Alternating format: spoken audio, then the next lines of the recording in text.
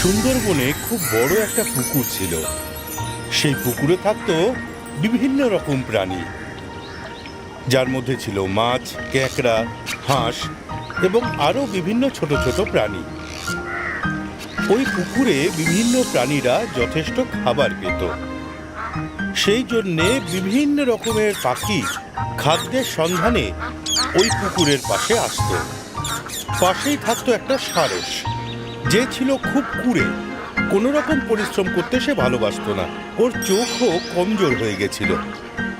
মাছ ধরার জন্যে তো পরিশ্রম করতেই হয়, যেটা ওর ভালো লাগতো না। এই জন্যে অলসতার কারণে ও প্রায়ই অভুক্ত থাকত। এক পায়ে দাঁড়িয়ে ও প্রায় ভাবতো যে কি করা যায় যাতে কোনো রকম পরিশ্রম না করে রোজ খাবার পাওয়া যায়। একদিন ওর মাথায় একটা বুদ্ধি এলো, আর সেই বুদ্ধি কার্যকর করতে লেগে পড়ল। সারস পুকুরের পাশে দাঁড়িয়ে রইল আর কাঁদতে থাকলো। তখন একটা ক্যাঁকড়া ওকে কাঁদতে দেখলো। তখন ও ওর কাছে এলো আর জিজ্ঞেস করলো, মামা, কি হয়েছে? পেট পুজো করার জন্য মাছ ধরার বদলে তুমি সকাল সকাল কাঁদছো কেন বলো তো? বাবা, প্রচুর মাছ শিকার করেছি, আর এই পাপ আমি কোনো দিন করব না। আমার আত্মা আমায় কুড়ে কুড়ে খাচ্ছে। এই জন্যে আমি আমার কাছে আসা মাছগুলোকেও ধরছি না। তুমি তো দেখতেই পাচ্ছ। মামা, শিকার যদি না করো তাহলে খাবে কি করে? যদি কিছু না খাও তাহলে তো মরে যাবে। এরকম জীবন শেষ হয়ে যাওয়াই ভালো।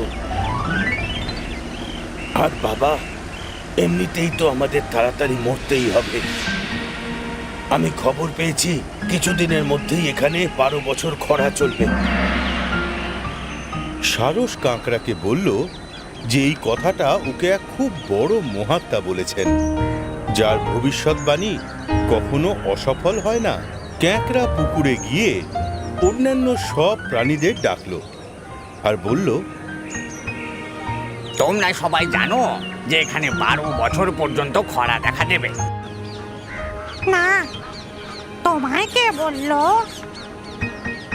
ভগৎ মামাকে একজন অনেক বড় মানুষ বলেছেন। ভগৎ মামা আমাকে বলছিলেন, যদি বিশ্বাস না হয় চলো গিয়ে নিজেই জিজ্ঞেস করে নাও। এই কথা শুনে ওই পুকুরের সমস্ত প্রাণী, কাঁকড়া, হাঁস আর সবাই দৌড়ে দৌড়ে সারসের কাছে গেল। আর হাঁস সারসকে জিজ্ঞেস করলো, ভগৎ মামা, ক্যাঁকড়া যা বলছে তা যদি সত্যি হয় তাহলে আপনি আমাদের বাঁচানোর কোনো উপায় বলুন। আপনার বুদ্ধি চালান, আপনি তো মহাজ্ঞানী। সারস কিছুক্ষণ ভেবে বলল, ওখান থেকে কয়েক ক্রোশ দূরে একটা খুব ভালো জলাশয় আছে, যেখানে পাহাড় থেকে ঝর্ণা নামে আর ঝর্ণার জল জলাশয়ে চলে আসে। ওটা কখনোই শুকোবে না। যদি তোমরা সবাই ওখানে চলে যাও তাহলে তোমরা বেঁচে যাবে। কিন্তু আমরা সবাই কি করে যাব? আমি তোমাদের এক এক করে আমার পিঠে বসিয়ে ওখানে নিয়ে যাব। এখন আমার লক্ষ্য, আমার জীবনের শেষ কিছু বছর আমি সকলের সেবা করেই কাটিয়ে দেব। সব প্রাণীরা খুশি হয়ে সারস মহারাজকে ধন্যবাদ জানালো আর আনন্দে লাফাতে শুরু করলো। এখন সারস তো আনন্দে আটখানা, কারণ সে এখন বিনা পরিশ্রমেই খাবার পেয়ে যাবে। এখন রোজ সারস একটি করে প্রাণীকে নিজের পিঠে বসিয়ে নিয়ে যেত, আর কিছু দূর গিয়ে একটা পাথরের ওপর ওটাকে ফেলে মেরে খেয়ে ফেলত। ধীরে ধীরে ওই পাথরের পাশটা মৃত প্রাণীর কাঁটাকুটিতে ভরে গেল এবং সেটা বাড়তে লাগলো এবং পুকুরে প্রাণীর সংখ্যা কমতে লাগলো। এইভাবে সারসের শরীর স্বাস্থ্য ভালো হতে লাগলো, আর মুখের মধ্যে একটা চমকও এলো, আর শরীরও অনেক সুঠাম হয়ে গেল। এই দেখে অন্যান্য প্রাণীরা বলতে লাগলো যে দেখো, সকলের সেবা করলে তার যে পুণ্য পাওয়া যায় তাতেই ভগৎ মামার শরীর সুঠাম হয়ে যাচ্ছে। এদিকে সারস মনে মনে খুব হাসত। ও ভাবত যে পৃথিবীতে বিভিন্ন রকমের মূর্খ রয়েছে। এরকম মূর্খের পৃথিবীতে যদি একটু চালাকির সাথে কাজ করা যায় তাহলে তো আনন্দের সীমা থাকে না। বহুদিন ধরে এরকম চলতে লাগলো। তারপর একদিন ক্যাঁকড়া সারসকে বলল, মামা, তুমি এত প্রাণীদের এখান থেকে আমাকে ওখানে পৌঁছে দিয়েছো, কিন্তু এখনো পর্যন্ত আমার সময় এলো না। বাবা, আজকে তোকেই নিয়ে যাব। চলে আয়, আমার পিঠের ওপর উঠে বসে যা। ক্যাকড়া খুশি হয়ে সারসের পিঠে বসে পড়ল।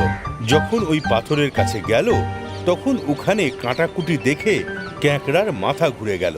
ও তোতলাতে তোতলাতে বলল, এই এখানে এত কাঁটা কিসের পড়ে আছে? হ্যাঁ, ওই জলাশয়টা কত দূরে মামা? এবার সারস খুব হাসলো আর বলল, মূর্খ, এখানে কোনো জলাশয় নেই। আমি একজনকে পিঠে বসে এখানে নিয়ে আসি আর মেরে খেয়ে ফেলি। আজ হলো তোমার পালা। ক্যাকড়া পুরো ব্যাপারটা বুঝে গেল। ও শিউরে উঠল, কিন্তু সাহস হারালো না। ও সঙ্গে সঙ্গে নিজের দাঁড়া এগিয়ে দিয়ে দুষ্ট সারসের গলা টিপে ধরল, আর ততক্ষণ চেপে ধরে রইল যতক্ষণ না সারস মরে গেল। তারপর ক্যাকড়া সারসের কাটা মুন্ডু নিয়ে পুকুরে পৌঁছল আর সমস্ত প্রাণীকে সত্যি কথাটা বলল যে কিভাবে দুষ্ট সারস ওদের ধোঁকা দিয়েছে। শিক্ষা: কারোর কথা চোখ বন্ধ করে ভরসা করা উচিত নয়। আমাদের ইউটিউব চ্যানেলটিকে এক্ষুনি সাবস্ক্রাইব করুন। নতুন ভিডিও দেখার জন্য বেল আইকনটি অবশ্যই টিপুন। আমাদের ভিডিওর ওপর আপনাদের কমেন্ট অবশ্যই জানাবেন। আমাদের ভিডিওটিকে লাইক করে নিজেদের বন্ধুদের অবশ্যই শেয়ার করুন।